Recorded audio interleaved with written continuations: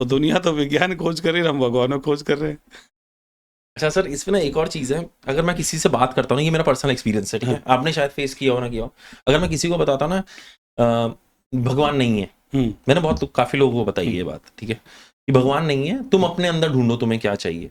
तो एग्जिस्टेंस तो है, कोई ना कोई है, वो तुम ढूंढते रहो, और वो तुम्हारे अंदर भी क्रिएशन है। ये मेरी व्यू ऑफ लिविंग है सर, ठीक है। फिर उसने पूछा कि फिर हमारे जीने का कोई अर्थ है?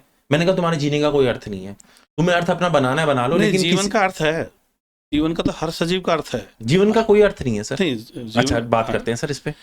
हर सजीव का देखो, एक तो उसका जीवन का लक्ष्य होता है, उद्देश्य होता है अपने जीन्स को अगली पीढ़ी में भेजना, मतलब अपने डीएनए को अगली पीढ़ी में भेजना, संतान पैदा करके, ये अपना जीवन का प्रमुख लक्ष्य है। और एक खुद को जीवित रखना, ये मतलब बेसिक लक्ष्य है। उसके बाद फिर और चीज़ें चालू होती है, जैसे ये नौकरी है और दूसरे धंधे, ये तो अपना आजीविका है, ये तो बनाए गए हैं, ये तो आजीविका के साधन है। लेकिन ये तो लक्ष्य है कि भाई हर, जैसे मान लो किसी की शादी नहीं होती, तो उसके घर वाले अपन कई जगह मतलब दूसरे स्टेट से भी लड़की ला करके शादी करने का प्रयास करते हैं। वो कहते हैं यार कोई बात नहीं, मर जाएगा तो और जन्म ले लेना, लेकिन वो मानते नहीं कि नहीं, हमारा तो वंश खत्म हो जाएगा। तो जीवन का प्रमुख हर सजीव का ये लक्ष्य है कि वो अपनी संतति को, अपने डीएनए को अगली पीढ़ी में भेजे।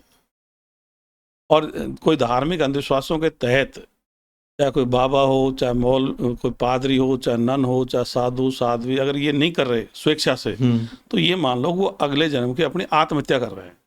मतलब किसी के इस जन्म में बच्चे पैदा नहीं कर पाया, अगर मान लीजिए प्रकृति की वजह से नहीं कर पाया, तो उसका कोई वो नहीं है, मतलब उसने प्रयास कर लिया, लेकिन स्वेच्छा से नहीं कर रहा है, तो ये मान लो वो अगली पीढ़ी में उसका डीएनए नहीं आ रहा, तो अगली पीढ़ी की आत्महत्या कर रहा है एक तरह से।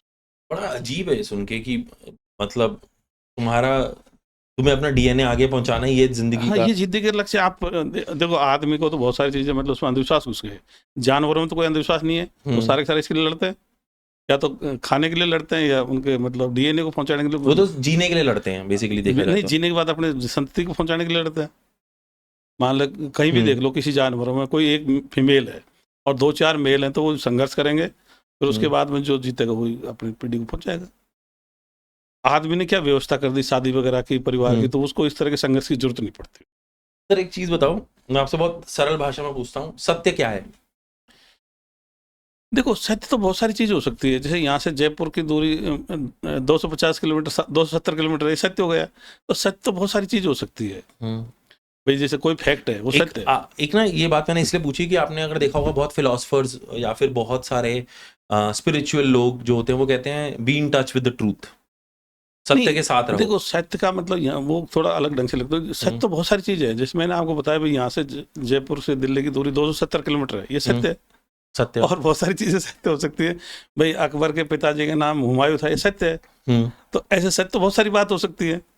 तो किस मतलब अगर मान लो आप प्रकृति में सत्य क्या है, तो वो अपन कह सकते हैं जो विज्ञान के द्वारा खोजी गई बातें वो सत्य हैं, और बहुत सारी खोज बाकी है, वो भी सत्य रहेंगी। जो धर्म ग्रंथ या मजहबी किताब में बातें लिख रखी हैं, वो कल्पना और अंधविश्वास है, झूठ है। तो मुझे ऐसा लगता, मैं इस पे थोड़ा सा बोलना चाहता हूँ कि मुझे ऐसा लगता है कि जब कोई कहता है ना be in touch with truth, इसका मतलब होता है कि जो तुम्हारे दिमाग के अंदर काल्पनिक चीजें हैं ना, उससे हट जाओ कि ऐसा हो जाएगा, ऐसा है, वो बचा लेंगे, वो बचा लेगा, इनसे हट जाओ। जो अभी है, जैसे यहाँ 2 माइक पड़े हैं, ये सच है, ये मोमेंट सच है, बस। नहीं, इसके अलावा और भी घटनाएं घट रही, कोई अपनी दोनों, लेकिन वो मेरे उसमें नहीं है। नहीं हो, लेकिन देखो कल अपन अखबार में पढ़ रहे हैं, वो भी पता लगता है। तो ऐसे अब जैसे वो अमेरिका इराक ईरान युद्ध चल रहा है, वो भी सच है। तो अपन जैसे पहाड़ है, हिमालय, वो भी सच है, अपन देख थोड़े रहे हैं, लेकिन सच तो बहुत सारी चीजें हैं। कल सर ऐसा होता है कि आप सुबह उठते हैं और किशन सर देखते हैं, कहते हैं कि मैंने जिनको निकाल रहा था वो आपके सामने खड़े हैं, भगवान। तो आप क्या करेंगे, क्या बात करेंगे? अरे मैं कह रहा हूँ डोंगी पकड़ आदमी आ गया तो कुछ नहीं, मैं वो कौन पखंडी आदमी आ गया, डोंगी पाखंडी आ गया होगा, मैं तो ये कि डोंग करके आ गया। देखो, जिस ग्रंथों को पढ़ के लोग भगवान ईश्वर अल्लाह गॉड को मान रहे हैं, वो नहीं पढ़ लिए। कोई गीता, कोई वेद को, रामायण महाभारत को पढ़ के मान रहा है, कोई कुरान हदीस और सीरतुल नबी को मान रहा है, उनको पढ़ के मान रहा है, कोई बाइबल को पढ़ के मान रहा है, कोई जिंदावस्था। तो मैंने पढ़ लिया उनको, लेकिन वो लोग बाग उसको जो अंधविश्वास वाली बातें लिखी उसको सत्य मानते हैं। मैं उनको नकार दिया कि ये काल्पनिक और अंधविश्वास वाली बातें, इसमें कुछ दम नहीं है।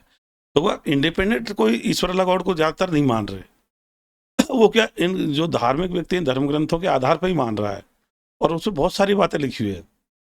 अब एक बात बताओ, एक तो कहते हैं ईश्वर अल्लाह एक सा जैसे मानते हैं लोग वो बहुत सारे, लेकिन आप बताओ ईश्वर का अपन जैसे कहते हैं भाई हिंदू धर्म में ईश्वर को मानते हैं, उसने तो वर्ण व्यवस्था दे दी अपन को, और जो अल्लाह ने अपन को काफिर और मुशरिक दे दी, एक तरफ काफिर एक तरफ मोमिन दे दिए।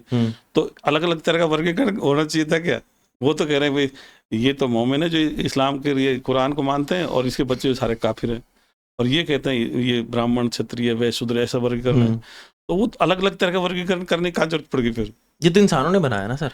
तो फिर वो किताब इंसान लिखी, ये तो अपन कह रहे हैं। हाँ, तो यही तो अपन कह रहे हैं भाई कुरान हदीस है या वेद वगैरह भाई गीता ये इंसान ने लिखी हुई है, तो अपन ये तो कह रहे हैं ये तो इंसान लिखे हुए हैं, वो उन्होंने अपने दिमाग से लिख दिया, तो हम उनको सच क्यों माने? ठीक है सर, ये मतलब ये आपके अंदर ये चीज जो हटानी है, आप क्या चाहते हो कि मतलब at the end of the day जब आप एक होता है ना कि मैं जिंदगी पूरी कर रहा हूँ, ये चीज हो जाए मेरे हिसाब से, क्या चाहते हो आप ऐसा?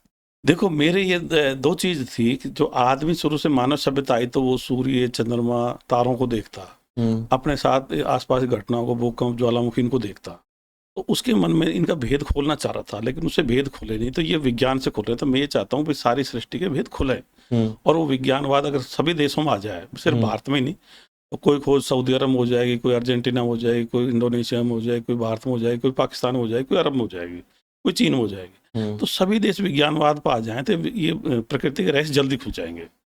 एक क्या अपन जैसे मान लो आप तो नहीं थे, लेकिन हमारे टाइम पे बहुत सारे लोग टीबी से मर जाते हैं या कई बीमारी से मर जाते हैं, अभी मर जाते हैं, तो अपन को बहुत दुख होता है। चलो उम्र पाके मर गया उसका तो नहीं होता, लेकिन कम उम्र में मरता तो बहुत दुख होता है। तो एक बीमारियों के सबके सब इलाज आ जाए, वो विज्ञान से आएंगे। तो मेरा एक विज्ञान में मतलब सारी चीज खोज हो जाए, तो आदमी के जैसे जो भी जिज्ञासा थी, हजारों साल से जिज्ञासा चली आ रही थी, वो दूर हो जाएगी, पता लग जाएगा, और ये बीमारियों के रहस्य खुल जाएंगे, तो लोग बेवजह से मरेंगे नहीं। सर मैं ना समहाउ अभी भी ये सोच रहा हूँ कि ना हर इंसान को ना कुछ चाहिए डिपेंडेंट होने के लिए, सहारे के लिए। हाँ, सहारे के लिए चाहिए। ये मतलब ये ह्यूमन साइकोलॉजी है, उसको आप चेंज करना चाहोगे ना, उसमें बहुत समय लगेगा। देखो सहारा, सबसे बड़ा सहारा तो सरकार प्रशासन होता है। जैसे आपको कोई समस्या है, किसी ने धमकी दी, तो आप पुलिस का सहारा ले सकते हो, कोई और काम आया तो सर आपने बहुत सिंप्लीफाइड बात कर रहे हो, ऐसा होता नहीं है रियल में। सबसे पहले काम तो इनसे ही चलता है, काम इनसे चलता है। आपको पता है, अगर मैं बताता हूँ, अगर रोड पे किसी की लड़ाई हुई तो सबसे पहले ना वो कहेगा चल मैं पुलिस बुलाता हूँ, उससे पहले ना भगवान का नाम ले लेगा अपने मन में, ये भगवान बचा लेना, ये भगवान। तो बचाता नहीं है, भगवान नहीं बचाता, लेकिन उसको तो वो तो उसकी परवरिश में डल गया। देखो जो मुसलमान होगा अल्लाह को याद करेगा, हाँ, हिंदू होगा तो राम कृष्ण को याद करेगा, ईसाई होगा तो मतलब यीशु को याद कर लेगा। हाँ, तो वो तो मतलब उसकी परवरिश की वजह से है। अगर किसी बच्चों की परवरिश ऐसी हो जाए, उनको नहीं बताएंगे तो नहीं मानेगा इनको। और अपन क्या है कि अपन तो जैसे मान लो दिमागों में बैठ गए, उसको वापस बाहर कर रहे हैं भाई ऐसा कुछ नहीं है। क्योंकि अगर बड़ों की अपन सोच बदलेंगे तो अपने बच्चों को फिर उसी तरह की बातें बताएंगे। इसलिए अपन ये चाह रहे हैं, तो ये जो हमको अगर कोई समस्या आती है तो हम क्या कि जैसी कोई अपन को लगता है यार ये मेरी मदद कर सकते, तो उससे मदद ले लो। अब किसी को मान ले ट्रांसफर की जरूरत है तो वो बड़े अधिकारी से मिल ले। बहुत सारे लोग, इसीलिए तो बड़े अधिकारियों से बहुत सारे लोग या बड़े नेता से क्यों नजदीक आना चाहते हैं, क्यों दोस्ती करना चाहते हैं? वो इसलिए करना चाहते हैं यार कभी समस्या आएगी तो अपनी मदद कर देगा। तो अगर भगवान के भरोसे बैठा रहता तो फिर वो इसकी जरूरत नहीं समझता। दूसरा इसका बहुत और बड़ा बात बताऊं, अगर आदमी ईश्वर अल्लाह गॉड के न्याय पे टिका होता तो न तो पुलिस की जरूरत पड़ती, न न्यायपालिका की जरूरत पड़ती। जरूरत क्या है भाई, भगवान अल्लाह गॉड दे देगा सजा जो देनी होगी, तो फिर यार क्यों ये बना रखे हैं? तो जो डेली भगवान अल्लाह गॉड को मानते हैं वो भी इन्हीं की शरण में जाते हैं।